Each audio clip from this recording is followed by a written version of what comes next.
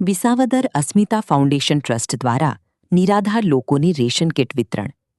વિસાવદર શહેર વિસ્તારમાં વસતા ગરીબ, નિરાધાર અને વિધવા વૃદ્ધ માતાઓ, વડીલો, અપંગ લોકોને અસ્મિતા ફાઉન્ડેશન ટ્રસ્ટ વિસાવદર દ્વારા છેલ્લા 3 માસથી અનાજ રેશન કીટ ભરતભાઈ પૂનાભાઈ ડાફડા તેમજ એમના પુત્ર રાહુલભાઈ ભરતભાઈ ડાફડા દ્વારા આપવામાં આવી રહ્યું છે.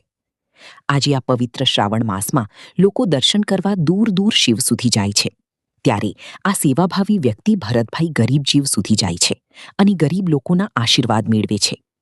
છેલ્લા 3 માસથી તેઓ રેશન કીટ વિતરણ કરી વિધવા બહેનો, વૃદ્ધ વડીલો, અપંગ લોકોની પેટની આંતરડી ઠારી રહ્યા છે અને એ પણ નિસ્વાર્થ ભાવે માત્ર માનવ સેવાના ઉદ્દેશ્ય સાથે, જે ખરેખર બિરદાવવાની પાત્ર છે.